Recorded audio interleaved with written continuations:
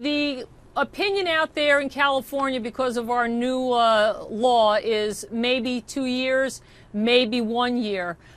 We all know that the overcrowding in the jails has warranted new statutory guidelines to prevent overcrowding. He's going to be in county. He's going to probably be in solitary confinement. My personal opinion is about a year. Now, the judge, Michael Pastor, he really threw the book at him, didn't he? And took his responsibility very seriously. Well, he didn't only throw the book at him, he read him the riot act out of that book before he threw, and he hit him square in the head with his opinions.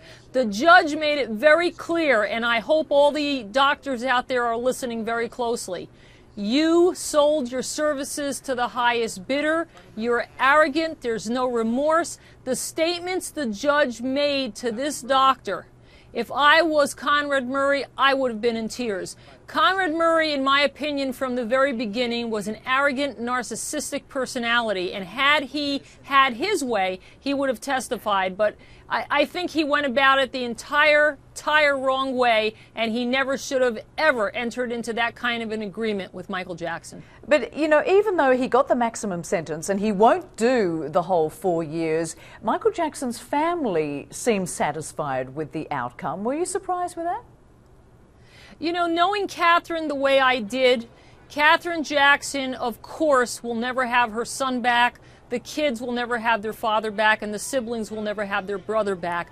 But, you know, the family has to accept reality for what it was. This was not an intentional homicide. This was involuntary manslaughter, and there are sentencing guidelines. I think the family, in the end, accepted the reality of the situation and said, if anyone can learn from this, then Michael's death would not have been in vain. And early release or house arrest or electronic monitoring, those sorts of aspects are not likely to play a role here, are they? No, because as I said earlier, you have the eyes of the world today in that courtroom.